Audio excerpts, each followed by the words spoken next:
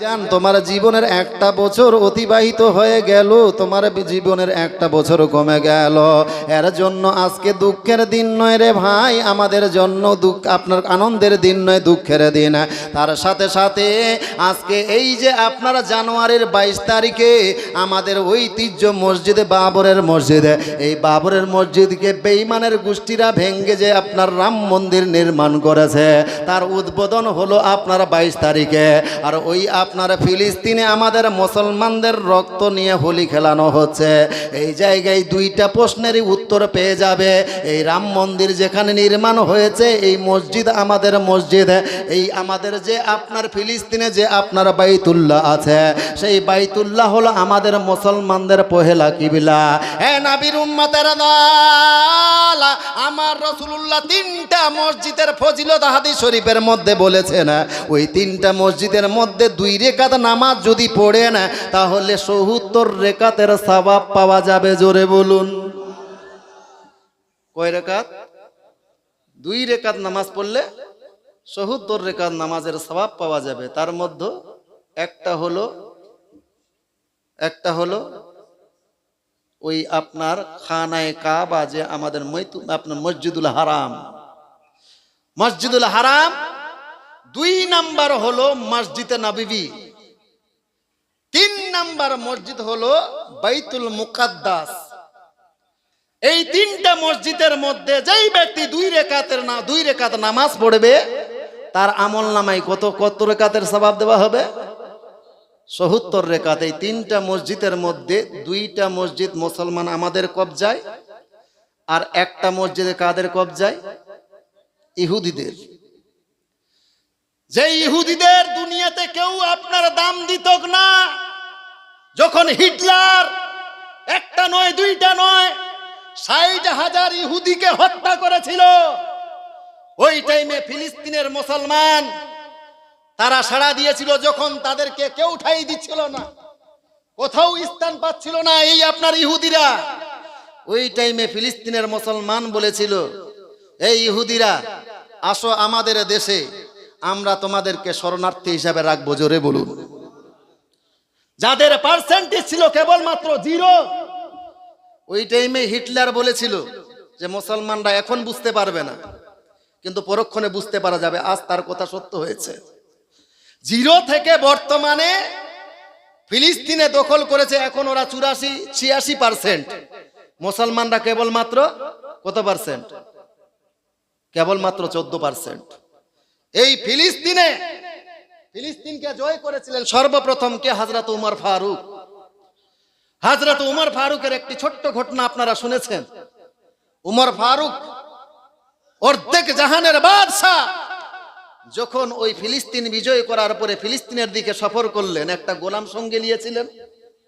গোলামকে বলেছিল যে উটের লাগাম ধরে নিয়ে যাচ্ছে হযরতে উমর ফারুক বলেছিলেন যে এক কাজ করো, অর্ধেকটা পথ আমি উটের উপরে সাওয়ার হব, আর অর্ধেকটা পথ কি বলে আমি উটের উপরে সাওয়ার হব, আর তুমি উটের লাগাম ধরে সামনের দিকে যাবা। আর অর্ধেকটা পথ আমি উমর ওই উটের লাগাম ধরে সামনের দিকে টেনে নিয়ে যাব, আর তুমি ওই উটের উপরে সাওয়ার হবা। জোরে বলুন। অর্ধেক জাহানের খলিফা হযরত উমর ফারুক।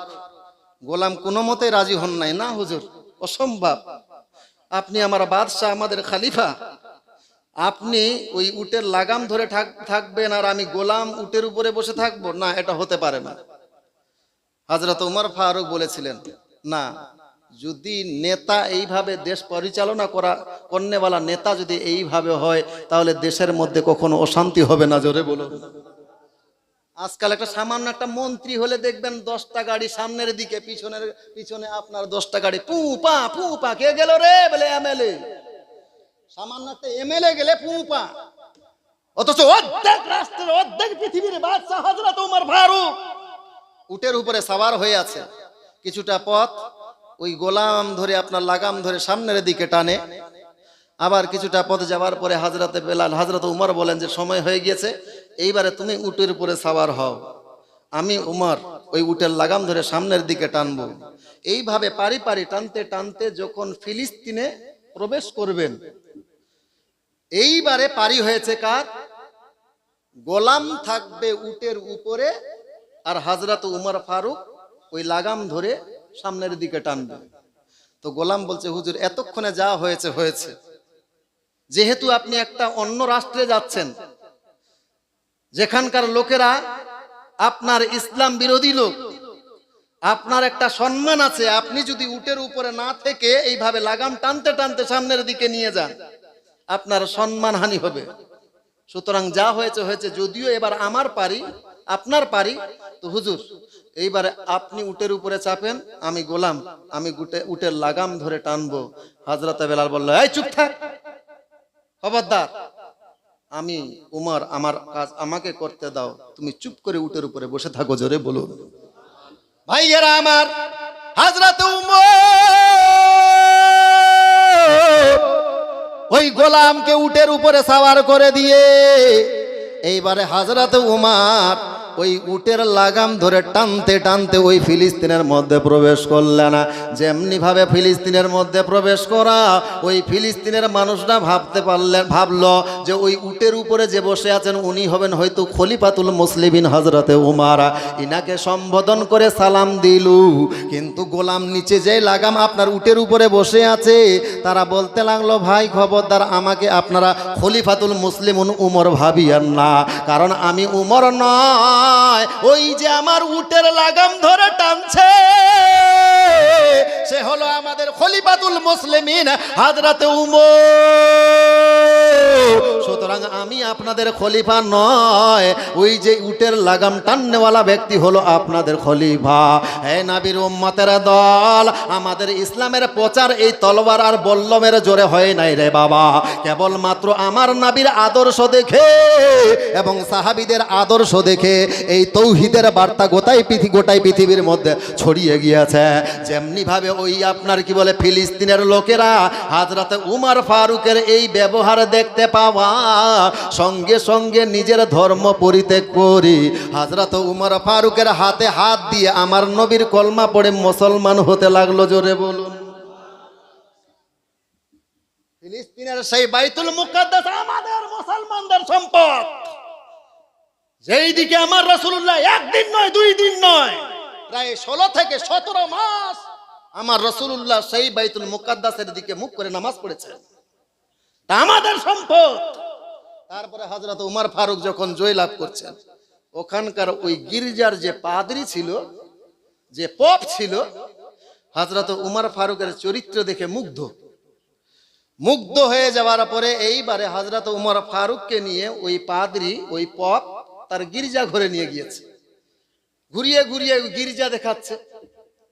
এমতো অবস্থায় আসরের নামাজের সময় হয়ে গিয়েছে। হযরত উমর ফারুক বলছে, ভাই আমার আসরের নামাজের ওয়াক্ত হয়ে গিয়েছে, আমাকে নামাজ পড়তে হবে। তো ওই পপ, ওই পাদ্রী বলছে, হুজুর এক কাজ করেন, আমি এই গির্জার ভিতরে জায়গা পরিষ্কার করে দিচ্ছি, ওই পরিষ্কার করে দিব, ওই জায়গাতে আপনি নামাজ পড়েন, আমরাও এখানে ইবাদত করি আর আপনি ওই জায়গায় ইবাদত করেন। হযরত উমর ফারুক বললেন, না, আমি এই গির্জার ভিতরে নামাজ পড়তে পারবো না, তুমি গির্জার কোথাও বাহিরে নামাজ পড়ার ব্যবস্থা করে দাও। হযরত উমর ফারুক এইবারে গির্জার বাহিরে গিয়ে এক জায়গায় নামাজ আদায় করলেন।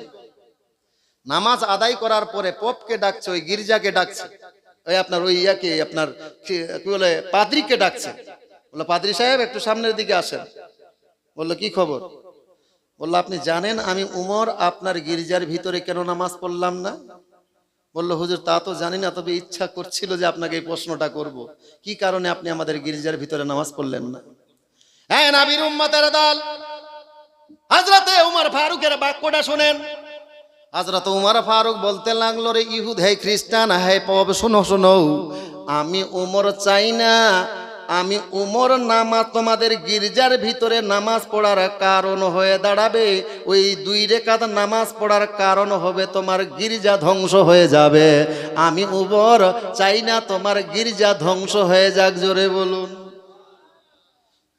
আমি চাই না, আমি উমর যদি 2 রাকাত নামাজ পড়তাম তোমার গির্জা ধ্বংস হয়ে যাবে, আর এই নামাজ পড়ার কারণ তোমার গির্জা ধ্বংস হওয়ার কারণ দাঁড়াবে, আমি উমর চাই না। তো পাদ্রী বলল, কেমন করে? তা কেমন করে আমাদের গির্জা ধ্বংস হয়ে যেত?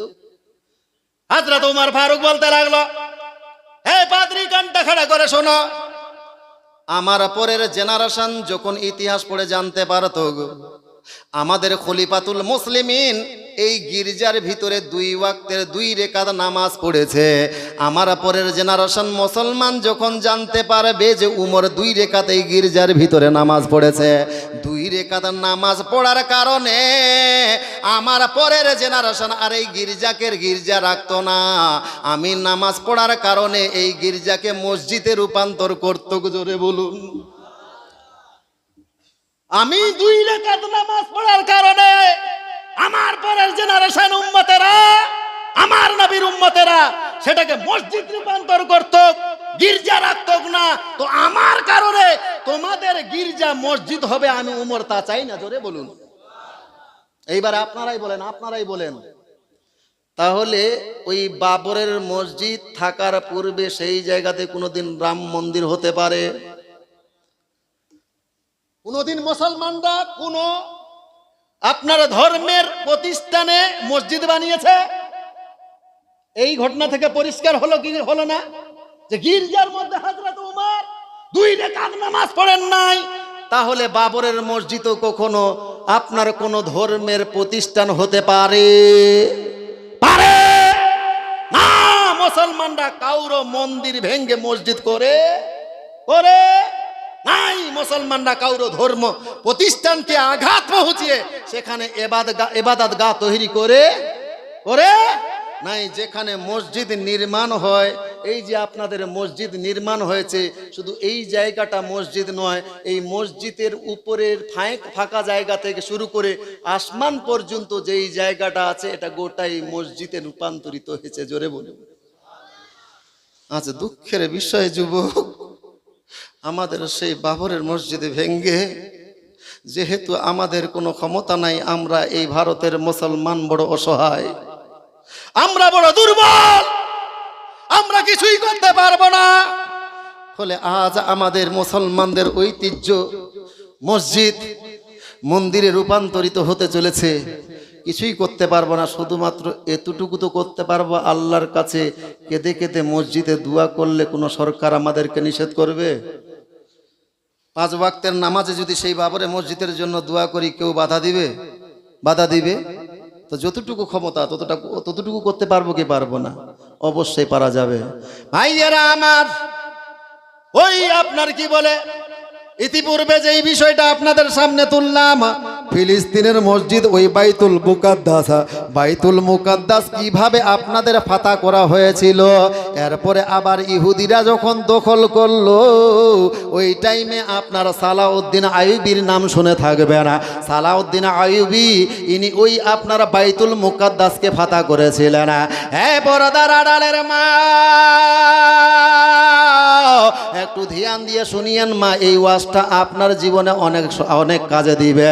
ওই সুলতান আপনার কি বলতে, সুলতান আপনার সালাউদ্দিন আইয়ুবী, ইনার আব্বার নাম হলো নাজিমউদ্দিন আইয়ুবী। আব্বার নাম কি? নাজিমউদ্দিন আইয়ুবী। অনেক সময় হয়ে গিয়েছে, বিশাল বড় বাদশাহ, বিয়ের উপযুক্ত বয়স পার হয়ে গিয়েছে, বিয়ে করছেন না। বহু জায়গা থেকে বিয়ের যে প্রস্তাব আসছে তা নয়, প্রস্তাব আসে না তা নয়, বহু জায়গা থেকে প্রস্তাব আসছে, তারপরও বিবাহ করছেন না। এই একদিন হঠাৎ করে ওনার ভাইয়ের নাম হলো আসাদউদ্দিন, ওই ভাইজান এসে বলতে লাগছে, ভাই তুমি বিবাহ করছো না কেন? বিবাহ কেন করছো না? তো ওই নাজিমউদ্দিন আইয়ুবী ও বলতে লাগলো, ভাই আমার উপযুক্ত সেই রকম কোনো পাত্রী খুঁজে পাই না, আমরা উপযুক্ত পাত্রী বলতে কারে বুঝাই? দুনিয়ার বিশ্ব সুন্দরী হতে হবে, কথা ঠিক না ভুল?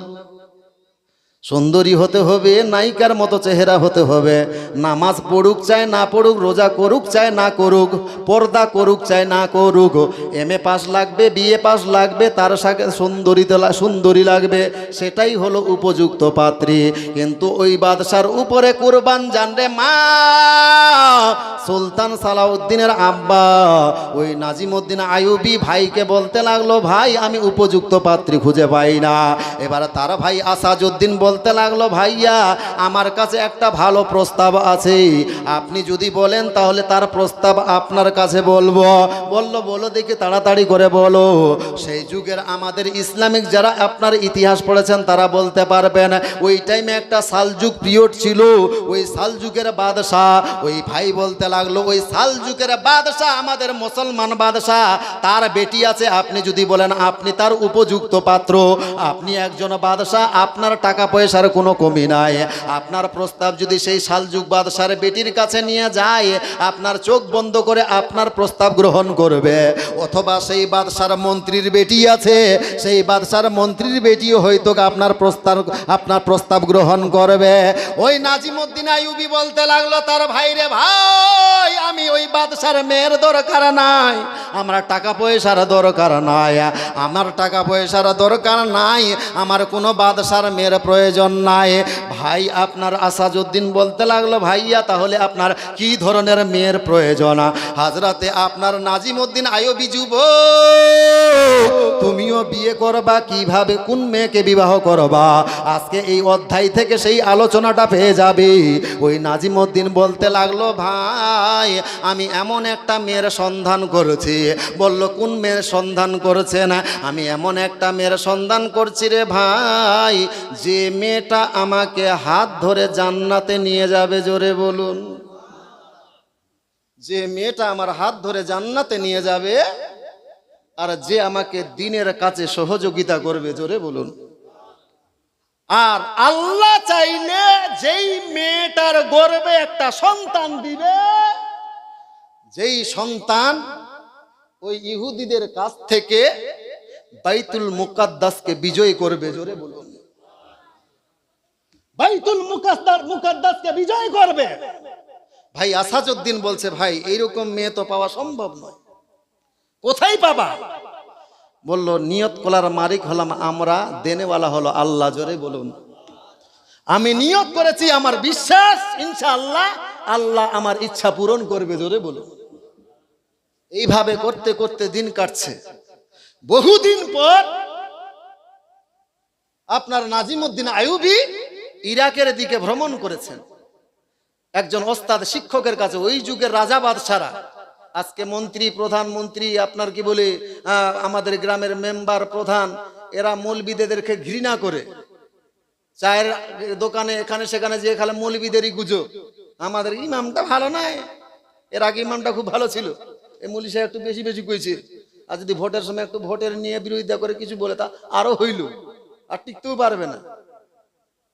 ইমামদের কাছে বসবে না, বর্তমানে নেতা মাথারা আমাদের ইমামের কাছে বসবে না, কিন্তু ওই যুগের বাদশারা কার কাছে যেত? আলিম ওলামার কাছে বসতো। জোরে বলুন। আলিম ওলামার কাছে যে ইলমি জ্ঞান নিত বড় বড় বাদশারা। সুলতান নাজিমউদ্দিন আইয়ুবী বাগদাদে গিয়েছেন এক বুজুর্গের কাছে শিক্ষা নেবার জন্য। এইভাবে শিক্ষা নেবার জন্য বসে আছেন, শিক্ষা দান করছে, এমত অবস্থায় একজন মহিলা মসজিদের গেটে এসে ডাকছে, শেখ একটু বাইরে আসেন তো। নাজিমউদ্দিনের শিক্ষক যে শিক্ষা দিচ্ছিলেন, ওই শেখকে যেমনি ভাবে ডাক দেবা, তো উনি বলছেন, নাজিমউদ্দিন একটু তুমি বসো, একটু যাই আমি বাইরে। কি বলছে? তো নাজিমউদ্দিনের শিক্ষক ওই শেখ মসজিদের গেটের সামনে এসছে, মেয়েটা মসজিদের বাহিরে পর্দার আড়ালে। তো শেখ চিনতে পেয়ে বলতে লাগলো, কি ব্যাপার বলো তো তোমার? একটার পরে একটা পাত্র তোমার কাছে আপনি পাঠাচ্ছি, একটা পাত্র তোমার পছন্দ হয় না, খালি একটার পরে একটা রিজেক্ট করতে আছো তুমি, কি ব্যাপার বলো তো? এই যে ছেলেটাকে পাঠাইলাম ইদানিং তোমার কাছে, কেন ওই ছেলেটা তোমার পছন্দ হয় নাই? মেয়েটা বলতে লাগলো, শেখ আপনি তো খুব ভালো একটা পাত্র পাঠিয়েছিলেন, টাকা পয়সার কোনো কমি নাই, কোনো দিক থেকে ঘাটতি নাই, কিন্তু আমি যেই ধরনের ছেলে খুঁজছি সেই রকম সন্তান এখন পর্যন্ত সেই রকম ছেলে খুঁজে পাই নাই। জোরে বলুন। নাজিমউদ্দিন কিন্তু ভিতর থেকে শুনছে। ও যেমনি ভাবে মেয়েটার আলোচনা শুনতে পেয়েছে, যদিও পর্দার বাইরে শুনছিলেন আলোচনা, ও কান খাড়া করে দিয়ে শুনছে, দেখি কি বলছে রে ভাই, এ মহিলা কি বলছে। মেয়েটা বলছে, এবার শেখ বলছে, আচ্ছা বলো তো তোমার কি ধরনের ছেলে প্রয়োজন, কি ধরনের ছেলেকে তুমি পছন্দ করো।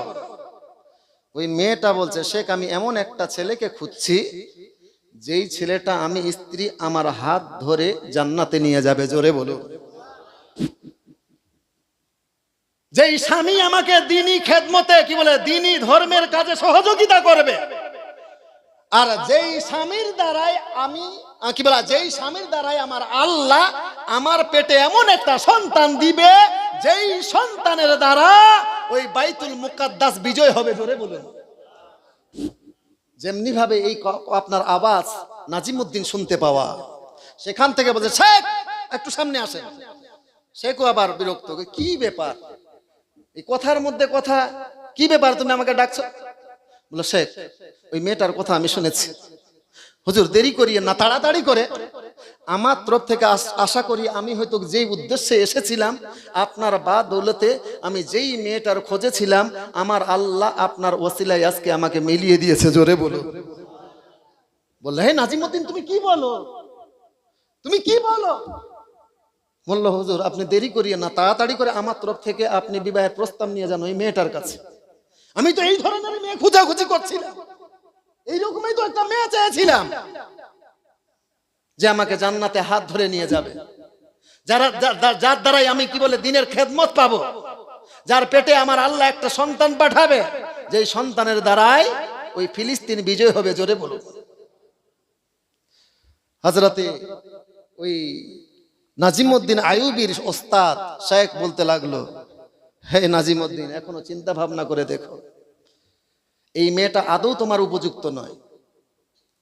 আমাদের দেশের সবচাইতে ফকিন্নির বেটি, সবচাইতে গরিবের বেটি, আপনি বাদশা, কোথায় বাদশা, আপনার সঙ্গে মানান খাবে, খাবে না। একটা ফকিরের বেটিকে আপনি বিবাহ করবেন, আপনি সমাজে চলতে পারবেন?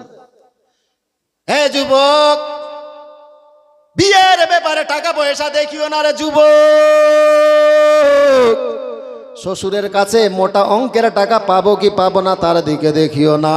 বিবাহ করলে বাইক পাবো কি পাবো না, ঘর সাজান পাবো কি পাবো না তা দেখিও না।